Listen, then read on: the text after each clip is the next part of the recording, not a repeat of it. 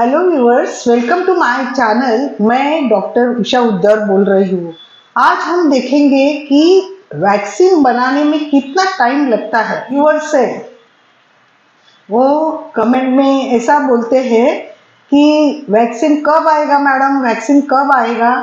और मैं बार बार हर एक वीडियो में मैं बोल चुकी हूँ कि वैक्सीन बनाना कुछ खाना बनाने जैसा आसान नहीं है। और आज HIV का वैक्सीन मैंने बहुत सारे वीडियोस डाले हैं कि वो कब आएगा, उसके कौन से प्रोसेस चालू है, ये मैंने बताए हैं। कोई जो व्यूअर्स है वो बहुत ही निगेटिवली बात करते हैं, तो पहले ही मैं उनसे रिक्वेस्ट करती हूँ, अगर आपको ऐसा लगता है कि ये वैक्सीन नहीं आएगा तो आप अपना साइकोलॉजिकली आप डिप्रेस्ड है, आप फ्रस्ट्रेट हो गए हैं, तो आप उसके लिए किसी अच्छे साइकोलॉजिस्ट का कंसल्ट कीजिए।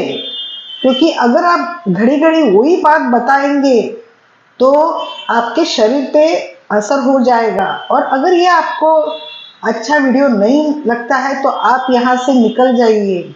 वैक्सीन्स अभी हम लेते हैं, वैक्सीन्स अब में जो कौन से वैक्सीन का मैंने वीडियो भी डाला है, तो वो वैक्सीन्स अगर आप लेते हैं तो वैक्सीन्स वो ऐसे ही नहीं आए, उसके पीछे साइंटिस्ट लोगों की बहुत मेहनत थी। और वो मेहनत कभी 1 घंटे की या 2 घंटे की नहीं थी, तो पूरे सालों साल उन्होंने मेहनत की है।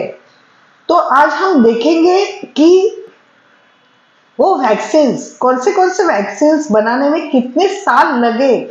ये आज मैं स्पेसिफिकली उन व्यूअर्स के लिए मैं बोलना चाहती हूँ, जो सब यही है कि आप लोगों को आपका माइंड अच्छा करने का है और मुझे इंफॉर्मेशन देने का, एजुकेशन देने का है आपको। अगर आपको मेरे वीडियो से कुछ नहीं मिल रहा है तो आप यहाँ मत रुकिए।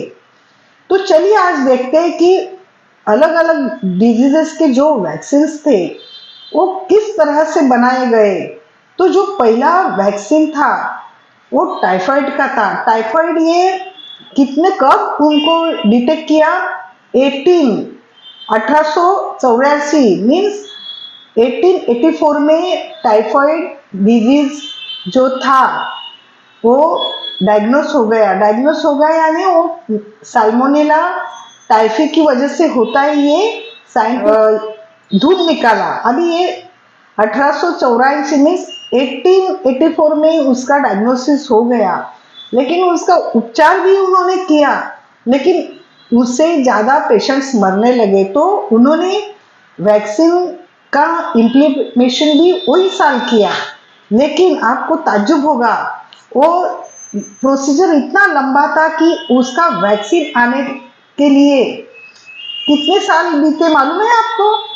106 साल बीते। 106 साल के अथक प्रयत्न से उन्होंने पराकाष्ठा की और उनका 1989 में टाइफाइड का वैक्सीन अपने दुनिया में आया। 1989 मैं बोल रही हूँ कि वो जब हुआ था वो 1884 में उसका डायग्नोसिस हुआ। और उसका वैक्सीन बनाने में साइंटिस्ट लोगों को कितने साल लगे? तो 106 साल लगे, और ये सबसे लंबा था।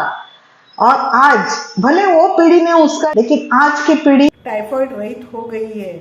क्योंकि था आपने बच्चों के वैक्सीन में देखा होगा, DPT, वो पर्टुसिस यानी खांसी होती है, उसको मराठी में डांडिया खोखला बोलते हैं।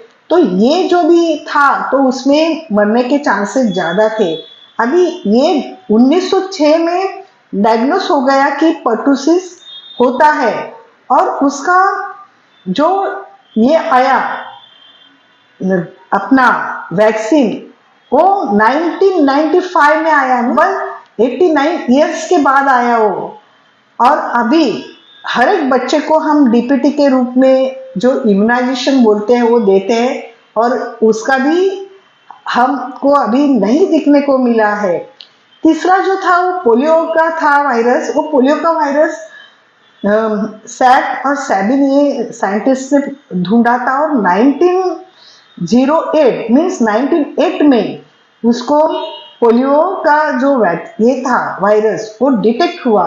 अभी वो पोलियोमाइलाइटिस आपको मालूम होगा कि बच्चों को अब वो उस पहले जो जन्मे थे 1908 में तो उनको पैरालिसिस और लकवा जाता था, उसको पोलियोमाइलाइटिस बोलते हैं। मीन्स हम हमारे लैंग्वेज में पोलियो ही बोलते हैं। तो उसका जो वैक्सीन है वो 45 इयर्स के बाद 1955 में बनाया गया। तो इतने साल लगते हैं हर एक वैक्सीन के लिए, क्योंकि हमेशा अलग अलग उसमें जो बोलते हैं ना प्रॉब्लम्स आते हैं, लेकिन साइंटिस्ट लोग कभी थकते नहीं हैं और वो भी उनके भी एक ह्यूमन बीइंग है। अगर वो जाते हैं तो उनके जो शिष्य होते हैं वो उनकी धुरा संभालते हैं। तो ये ऐसा सिलसिला चलता है। बाद में आया गोबरी का मीजल्स 1953 में डायग्नोस हुआ और उसका आफ्टर 42 इयर्स उसका जो ये था वैक्सीन वो आया। वो मीजल अभी हम मीजल गोबरी जो बोलते हैं, छोटी माता बोलते हैं उसको, वो MMR वैक्सीन में भी वो मीजल देते हैं। तो ये वैक्सीन बनाने में साइंटिस्ट लोगों को 42 इयर्स लगे और उसके बाद हुआ 1974 में हुआ और उसका वैक्सीन जो है वो 2007 में आया।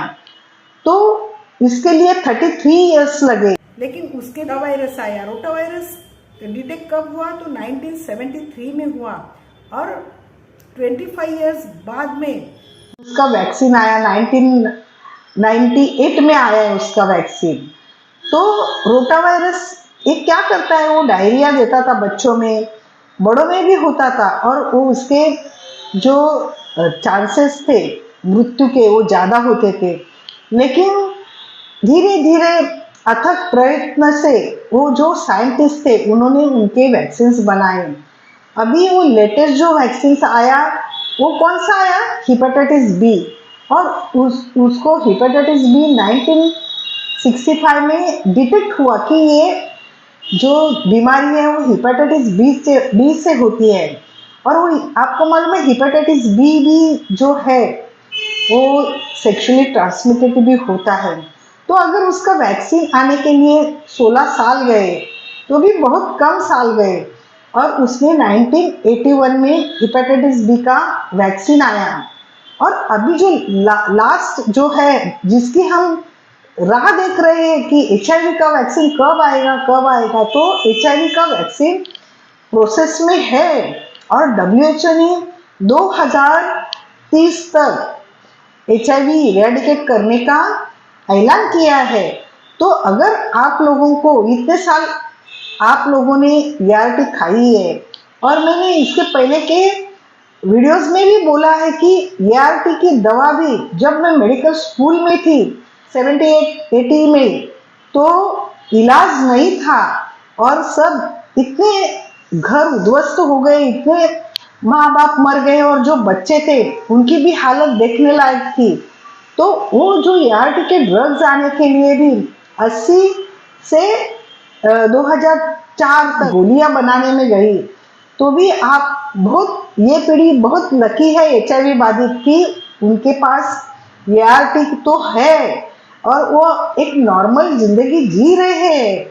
और हमारे इधर तो ERT के ऊपर अभी ये जो ERT चालू हो गई है 2004 से अभी कौन सा चल रहा है 24 चल रहा है। तो ये पिछले जो 20 साल से लोग अच्छी तरह से ये गोली खाते हैं और तंदुरुस्त है। तो मेरा मानना यही है कि आप किसी के भी वीडियोस देखते हैं अभी और जो मेरे बाकी के जेन्युइन व्यूअर्स है तो मैं उनको ये करती हूँ कि अगर ये आपको अच्छा लगा तो ये शेयर कीजिए, ये नॉलेज सबको मिलना चाहिए। तो ये शेयर कीजिए और आपने जो व्यूअर्स है जिन्होंने मुझे बहुत ही सकारात्मक तरीके से उम्मीद दी है कि मैं आगे जाके भी वीडियो बनाऊं, मैं अपने दिल से उनको धन्यवाद करती हूँ। और ये मुझे लगता है कि आज का जो वीडियो बनाने का मेरा मकसद यही था कि कोई भी चीज आसानी से नहीं होती। अगर ये साइंटिस्ट लोग अपने पास नहीं होते तो आज हम ये दुनिया में अच्छी तरह की मेडिकल फैसिलिटी नहीं ले सकते थे। तो हमेशा उनका धन्यवाद कीजिए